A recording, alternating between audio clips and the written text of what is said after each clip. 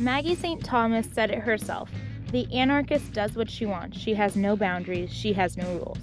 Anarchy is about individual choice, nonconformity to the masses. So, how do we take such a rule-bending, rebellious, non-constrictive era and show its beauty? AnArtchy, the art of punk in Huntington Beach, features artists who've lived through what was thought to be a destructive and defying time for any parent with teenagers from the 80s through the 90s.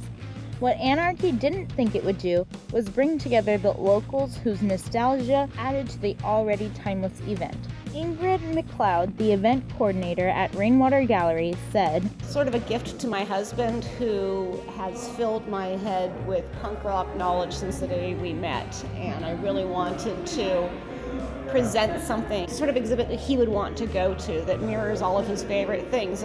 It didn't only hit close to home with McLeod's husband, though. It did the same for every punk rocker who stepped foot into the exhibit, especially after taking one glance at the big first piece. Standing over 10 feet tall, the poster-filled board with the crowd surfer in the middle stood out most to almost all guests. Dan Coleman points out one that he remembers attending. He looks back at when there were flyers throughout the student union advertising local shows featuring 5+ bands for as low as $6. These were venues, and these were ways that they could express their anger without having to take it out onto the streets. Coleman also reflects on the tough time of the after-70s mass of their parents' hippie love and free drugs, realizing they weren't compatible.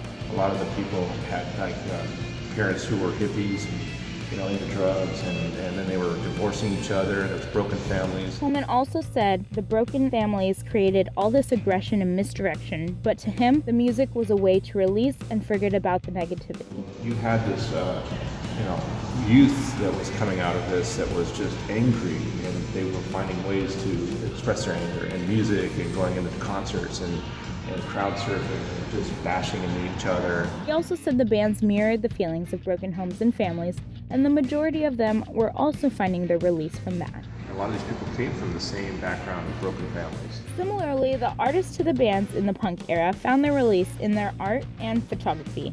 One poster for a band called The Queers gives the address as 7021 Hollywood Boulevard in Hollyweird, California, detailing that yes, punks are weird and different. It also disclaims all ages admitted, but material may not be suited for all ages, so F you. Overall, whether you are part of the era or if you just appreciate the art, the AnArtchy show turned the timeless classics of the punk rock generation into a beautiful exhibit, proving that the headbanging, hard-rocking punks can be represented in a uniquely exquisite form.